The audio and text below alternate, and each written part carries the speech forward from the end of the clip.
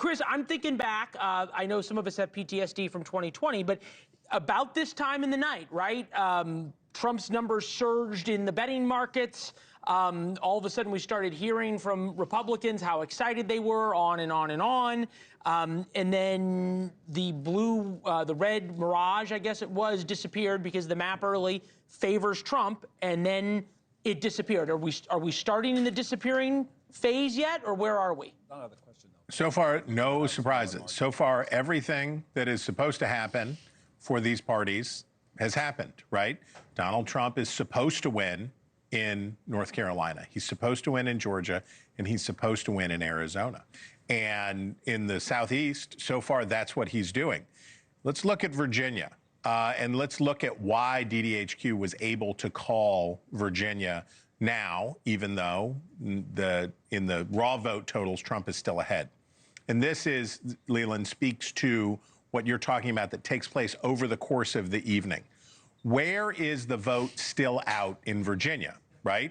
So it's in the close-in Washington, D.C. suburbs. We talked about Loudoun County, which is suburban, but it's kind of exurban. It's farther out in the suburbs, and it's more Republican. And Kamala Harris underperformed there. 61% for Joe Biden in 2020, down to 57% for her. That's what happened there. But we don't have much vote in from Fairfax County, which is the next one in. We don't have much vote in from Henrico County, which is the close-in Richmond suburb. We don't have much vote in from more densely populated, more diverse, more African-American parts of the Commonwealth of Virginia. What you see in one state, one Commonwealth, is indicative of what happens in the country as a whole. The less populous parts of the country count faster because the precincts aren't as crowded. There aren't as many ballots to count in individual places. The lines aren't as long in all of these places. So if you think about it this way, an election goes outside in.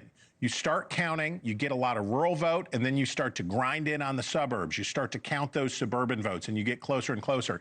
And then the last nuts to crack are the ones that are in the densely populated urban areas.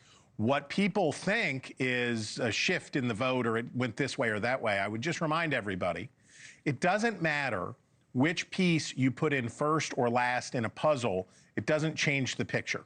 The image remains the same. And it feels like it's happening in real time for us right now, like this is really going on. These are all votes that have already been cast, some of them weeks ago. So this is why it's hard to count, and this is why we have to remember we're going to watch the needle, we're going to watch probability shifts, we're going to do all that stuff. But the thing to remember now is political geography. Where are the votes left?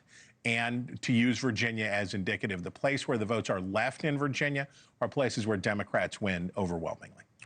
All good points. I appreciate the puzzle reference, because if you had used food imagery, as you often do, we would all get hungry. Ask Stirewalt I just ate a about bag the of cowbell. steak. Elizabeth Vargas. Elizabeth Vargas about the cowbell. There's some cowbell reference going on here on the desk. More? Leland didn't know. Yeah, more cowbell. Leland says Blue Oyster Cult. I thought he was saying I needed a cowbell. Yeah, he didn't know what I was talking about. He says it's not a thing. I got one question for Stirewalt, though. And you make, look, I'm looking here at Fairfax County. There's still a lot of vote out, fine. But the fact that Trump is doing better than Biden did in Loudoun County, right? How similar is Loudoun County to the suburbs of Philadelphia? How similar is the counties outside of Richmond to outside of Pittsburgh, say?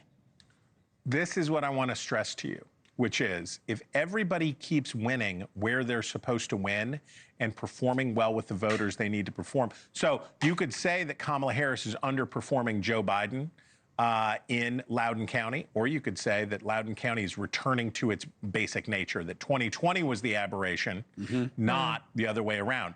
So it was surprising to Republicans that they lost the southern states in 2020. They were surprised to lose Arizona. They were surprised to lose Georgia. They were surprised to lose North Carolina. That's right. They should have been surprised because those are Republican states. And something that we've talked about throughout this election year.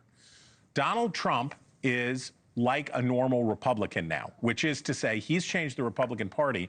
The Republican Party has changed him, and his coalition looks like a more typical Republican Party.